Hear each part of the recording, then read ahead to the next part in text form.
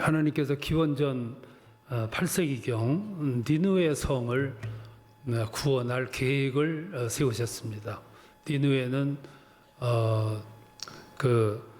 아수르라고 하는 나라의 수도지요. 그 당시 아주 강국이었습니다. 그 도시에는 12만 명이 살고 있었습니다. 맘무스 도시였죠. 타락했습니다. 소돔과 같이 타락을 해서 심판받을 운명에 처해 있습니다. 그래서 하나님께서 요나에게 가서 회개를 외쳐라. 그렇지 않으면 멸망하리라. 그렇게 말씀을 주셨는데 요나가 취한 행동이 몇 가지로 나오는데 이 취한 행동이 한결같이 볼거리들이에요. 근데 그 볼거리가 유쾌한 볼거리가 아니고 어쩌면 참 슬픈 볼거리입니다. 오늘 이 7, 8가지를 좀 살펴보려고 그럽니다. 첫 번째 볼거리는 하나님의 선지자 요나가 도망을 갑니다. 이게 첫 번째 볼거리예요. 지금 멸망받을 운명에 처해 있는 그 수많은 사람들, 12만 명이라는 사람들을 놔두고 도망을 가고 있습니다. 누가? 하나님의 선지자가. 이게 첫 번째 볼거리입니다. 3절에 보면 짐을 챙겨서 요파항으로 갑니다. 거기서 다시스로 가는 배에 승선을 해요. 다시스는 요파에서 3,200km, 엄청난 거리죠. 그 먼 거리를 지금 가려고 작정을 하고 도망을 가고 있어요. 도망가는 사람은 가급적이면 멀리 가려고 그래요. 멀리. 하나님과 떨어져 있기를 원하죠. 여기서 요나는 감히 하나님의 낯을 피하려고 작정을 하고 하나님을 피할 수 있다고 생각을 하고 있어요. 이제 볼거리죠. 우리 신앙인들에게 메시지를 주는 내용입니다. 하나님은 가만히 있느냐? 쫓아가시는 거예요. 수색에 나서십니다. 그래서 요나가 가는 길 앞길에 큰 광풍을 일으켜요. 말 그대로 광풍, 미친 바람이에요. 배가 뒤집힐 만큼 광풍이 불어와요. 그러니까 1장 5절에 보면 배의 선원들이, 이방 선원들이죠. 이방인 선원들이 그 광풍 앞에서 쩔쩔매고 각자 자기들의 신의 이름을 불러요. 기도했다고 말이죠. 자기들의 바다의 신, 토속신, 자기들이 믿는 그런 신을 부르면서 안간 힘을 써요. 나중에 안 되니까 배에 실려있던 짐들을 다 버려가면서 안간 힘을 써요. 그 모습을 성경이 보여줍니다. 그러면서 그들은 부르짖어 기도해요. 이런 사람들은 풍랑이 안 불 때, 잔잔할 때, 평안할 때는 기도 안 합니다. 언제 기도하냐면 우리가 가는 길에 광풍이 불 때, 건강이 악화됐을 때, 사업이 위기에 빠지게 될 때, 그때 기도하게 되는 거죠. 아쉬움이 없으면 사람들은 기도하지 않습니다. 근데 요나가 그때 그 배 위에서는 선원들이 막 기도하고 쩔쩔매고 안간힘을 쓰는데 요나는 그때 어디서 뭘 하고 있었냐면 1장 5절에 보면 배 저 밑창에 숨어서 거기서 잠을 자고 있었다. 성경의 표현을 보면 깊이 잠들었다 그랬어요. 그러니까 그렇게 잠자고 있는 사람을 발견한 선장이 찾아가서 1장 6절에서 그럽니다. 네 하나님께 기도하라고. 이게 두 번째 볼거리예요. 첫 번째 볼거리는 하나님의 선지자가 멸망받을 운명에 처해 있는 12만 명의 사람들을 놓고 도망가는 모습이었다면, 두 번째 볼거리는 이방인 선장이 하나님의 선지자를 찾아와 가지고 네 하나님께 기도하라고 다그치고 있어요. 볼거리죠. 사람이 사명을 망각하면 자기 위치를 분실하게 되면 자기 자신에게 주어진 정체성이 상실하게 되면 이 역할이 바뀌는 거예요. 네, 불행한 모습이죠. 풍랑이 더 거세집니다. 그러니까 이 선원들이 이게 누구 때문이냐? 인과 보응의 사상이죠. 사람들은 하나의 원인을 보고 분명히 이유가 있을 거다. 누구 죄 때문일 거다. 이렇게 생각을 했어요. 그래서 누구 죄 때문인가? 그래서 제비를 뽑았는데 뭐 당당하게 요나가 뽑혔죠. 그래서 선장이 신문합니다. 1장 8절에 보면 너는 누구냐? 너는 누구이며 어느 나라 사람이며 무엇을 하는 사람이며 어디 가느냐? 그러니까 9절에서 요나가 솔직하게 고백합니다. 나는 여호와를 경외하는 사람으로 히브리인이다. 내가 여호와의 명령을 어기고 회피하고 도망가는 중에 있다. 그러니까 이방 선원들이 어떤 표정을 짓느냐면 1장 10절에 보면 무리가 심히 두려워하여 내가 어찌 이런 일을 할 수 있느냐. 이 말은 무슨 말이냐면 여호와 하나님을 믿는 선지자라면서 내가 어떻게 이런 짓을 할 수 있냐.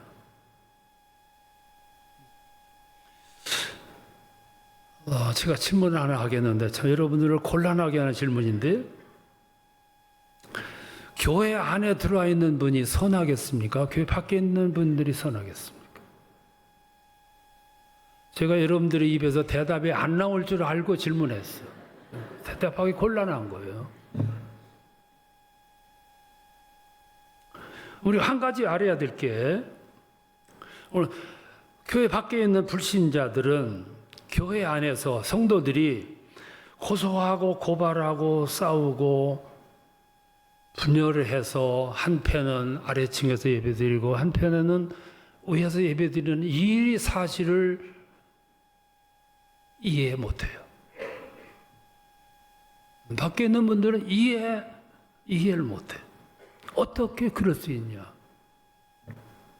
그런데 교회 안에 있는 분들은 용기 있게 고소하고 고발하고 갈등하고 하나는 2층에서 아래층에서 예배드리는데 거리낌 없이 행동을 해요. 그러니까 오늘 이 요나서는 오늘 우리들에게 아주 무섭게 고발하는 거예요. 무섭게. 아주 무섭게 고발하는 거예요. 이방인 선장의 생각으로는 요나는 상상도 못할 죄를 졌어요. 그래서 1장 11절에 보면 어찌 그런 일을 할 수 있냐.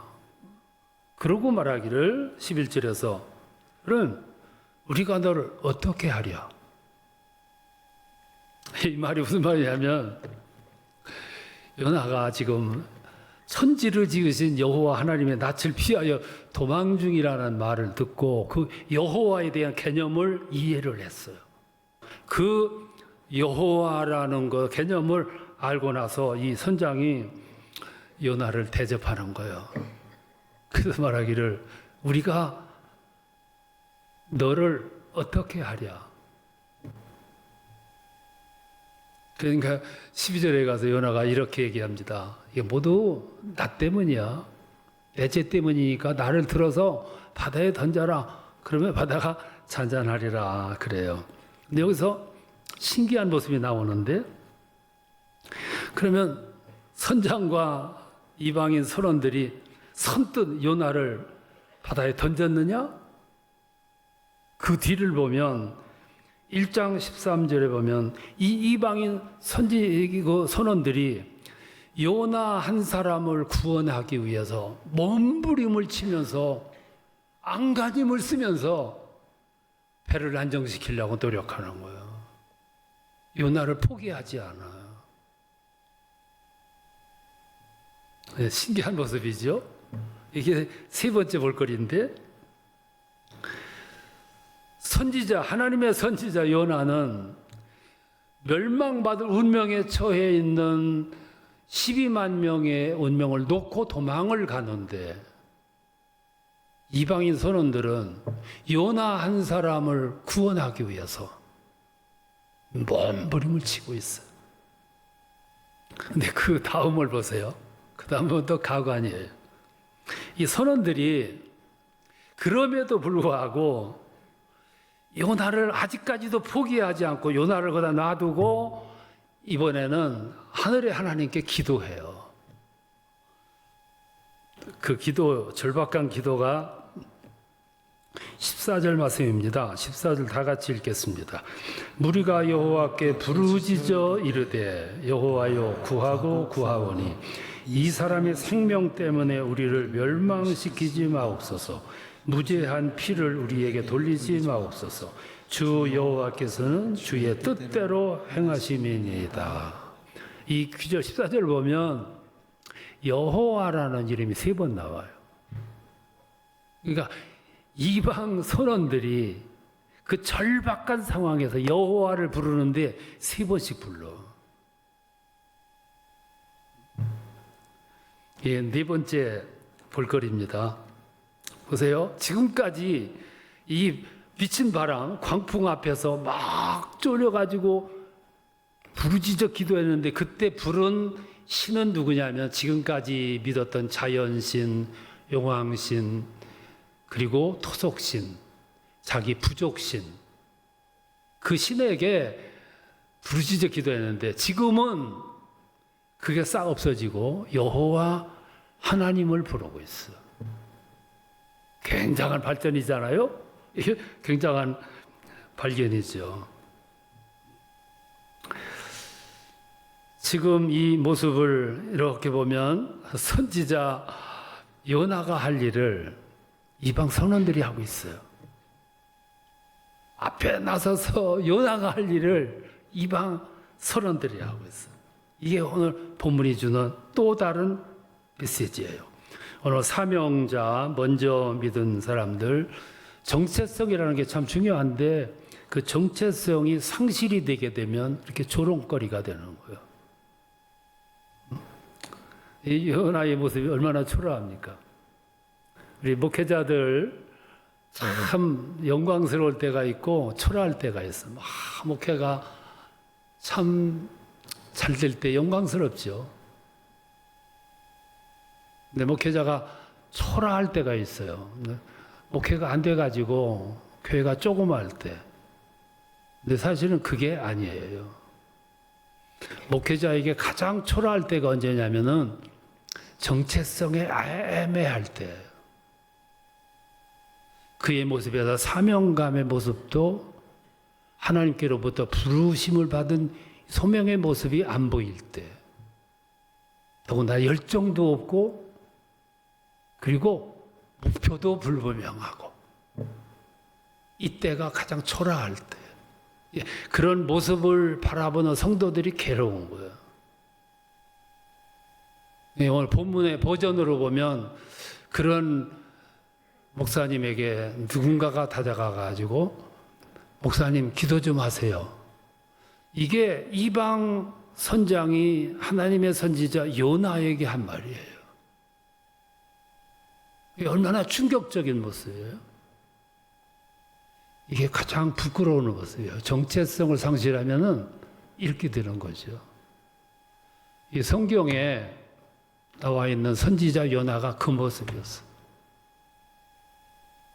자기 위치를 상실했고, 자기 자리를 상실했고, 정체성을 상실했어요. 근데 마침내 이 선원들이 사투를 벌이다가 역부족을 느껴요. 그래서 마지막으로 할 수 없으니까 요나를 들어서 바다에 던졌어. 성경 표현을 보면 그 순간 광풍이 잦아들어요. 조용해졌어. 그러니까 긴장을 하면서 파도와 싸우던 선원들이 순간 파김치가 됐겠죠. 피곤해서 날아 떨어졌겠지. 성경은 그 말하지 않고 또 다른 모습을 보여줘. 우리 생각으로는 파김치가 돼가지고 지쳐나가 떨어졌을 것 같은데 오늘 성경 16절을 보면 16절 다 같이 읽겠습니다. 그 사람들이 여호와를 크게 두려워하여 여호와께 제물을 드리고 서원을 하였더라. 이렇게 피곤해서 떨어진 게 아니라 그 순간 이 이방 선원들이 정신 바짝 차리고 하나님께 서원하면서 예물을 드리고, 그 얘기는 가판 위에서 일대 예배를 드렸다고 말해요. 그러면 그때 요나는 어디서 무엇을 했을까? 어떤 모습이었을까? 그때 요나는 깊은 바닷속으로 들어갑니다. 그리고 마침내는 고래 뱃속으로 들어가요. 여기 고래 뱃속은 무엇을 의미하냐면 가장 낮은 자리. 거기서 요나가 뜨거운 눈물의 기도를 해요. 이게 6번째 볼거리인데요. 요나는 니느웨로 가라고 할 때 기도 안 했어요. 광풍이 불어도 잠을 잘지언정 기도 안 했어. 배 밑창에서 잠자고 있었어. 근데 언제 기도했냐면은 고래 뱃속에서. 왜? 방법이 없기 때문에. 누구에게? 그토록 피해서 도망가려고 하던 그 하나님께 기도하고 있어. 어디서? 뱃속에서. 뱃속은 어딘데? 가장 낮은 자리. 성경은 만사는 때가 있다고 강조해요. 시작할 때가 있고 끝날 때가 있고, 태어날 때가 있고 죽을 때가 있고, 사랑해서 안을 때가 있고 멀리할 때가 있고, 울 때가 있고 기뻐할 때가 있고, 기도도 할 때가 있어. 기도는 언제 해야 되냐면은 폭풍을 만나고 기도하면 늦은 거야. 폭풍을 만나고 기도하면 늦었어 이미. 언제 기도하냐면 폭풍이 오기 전에, 고래 뱃속에 들어가기 전에, 아프기 전에,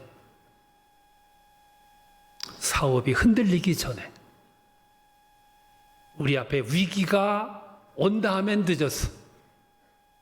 오기 전에. 만사는 때가 있는 거죠, 때가. 마침내 요나가 기도합니다. 언제 기도했냐면 1장 17절에 보면 요나가 밤낮 3일을 물고기 뱃속에서 기도했다. 그래서 왜 기도했냐면 너무 죄송해서. 하나님께 너무 죄송해서. 나 때문에 하나님이 일이 그르쳐졌고 손해보셨고, 나 때문에 하나님 명예가 실추됐고, 나 때문에 하나님의 계획이 어그러지고 너무 죄송해서 기도해요. 잘 보세요. 나 때문에 하나님 손해보셨습니까? 나 때문에, 내가 하지 않았기 때문에 하나님의 일이 실패했습니까? 정확히 보세요. 나 때문에, 내가 하지 않았기 때문에 하나님 손해보셨냐? 얼마나 큰 오해인지 몰라. 하나님이 왜 손해봅니까? 마지막 볼거리가 하나 더 있어요. 오늘 본문을 보세요. 요나가 도망가줌으로 말미암아 하나님 얼마나 수지 맞았는데, 이방 선원들이 하나님을 발견했는데, 이방 선원들이 패판 위에서 부흥회를 했는데, 부흥회를 요나가 도망가줌으로 말미암아. 우리는 오해할 때가 많아요. 내가 하나님의 일을 안 하면 하나님의 일이 그르치는 줄 알았는데, 걱정하지 마셔. 걱정할 일이 아니야. 다만 문제는 있어. 하나님은 우리의 명예를 높여주고 우리의 뜻을 세워주고 우리 앞길에 찬란한 길을 깔아주시려고 미션도 주시고 사명도 주시고 뜻을 부여하시는데, 우리는 그걸 회피하는 거예요. 회피한다고 하나님의 일이 망가지냐? 하나님은 누군가를 통해서 일하셔. 다만 내게 부여된 영광은 상실이 되는 거예요. 내게 주는 명예도 상실이 되고 내게 주어질 몫인 축복이 사라지는 거죠. 그걸 오늘 성경이 말씀해요. 사사기 4장에 보면은 여자 사사가 있어요. 드보라.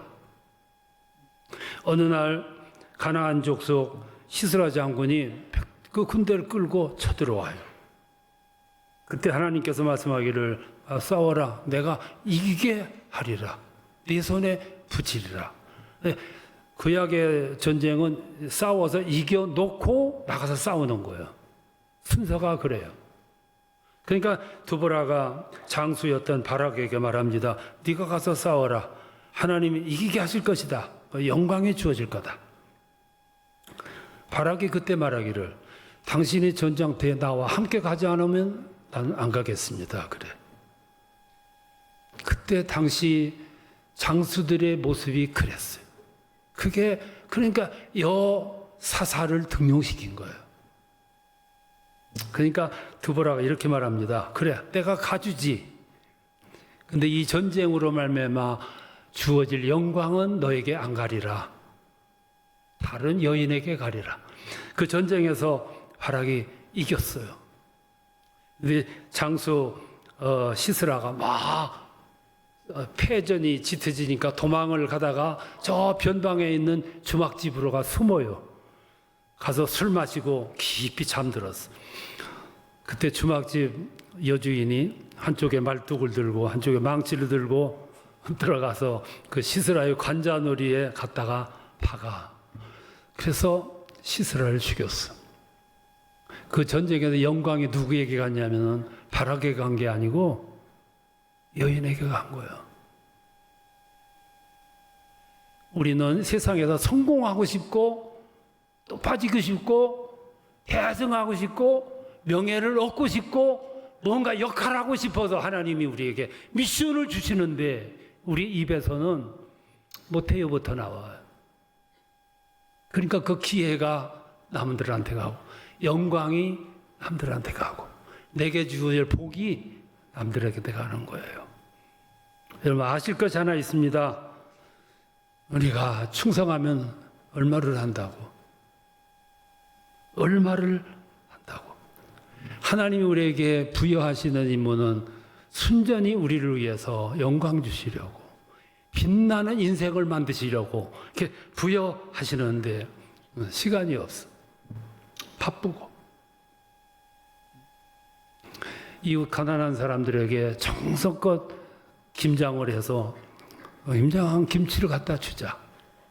그러면 여러분들이 입에서 뭐라고 나오냐?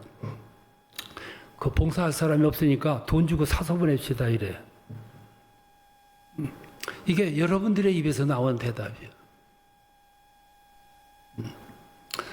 아주 편의적인 신앙이에요. 하나님의 요구는 그게 아니잖아. 얼마든지 지금 집에서 영상으로 예배 드릴 수 있는데 여러분 여기까지 나왔어요. 왜 여기까지 나오셨어요? 의미가 뭐예요? 우리가 꼭 알아야 될 것이 있습니다. 돈은 하나님이 우리들보다 더 많으셔. 하나님 돈 많으셔. 얼마든지 하실 수 있는데도 불구하고 우리들에게 그 일을 맡기시는 거예요. 또 하나 할 것이 있습니다. 내 안에는 요나의 DNA가 들어있다는 거예요. 생각 없으면 내 입에서 요나의 말이 나오는 거예요. 시간이 없고 바쁘고 다음에 그러는 사이에 영광은 다른 사람에게 주어지는 거죠. 나는 누구냐? 나는 요나입니다. 이 고백을 하고 가시면 여러분 이제부터 생각이 말이 발걸음이 달라질 거예요. 그래야 하나님이 축복하십니다. 날씨는 덥지만 그런 은혜를 입으시는 여러분들 되시기를 축원합니다.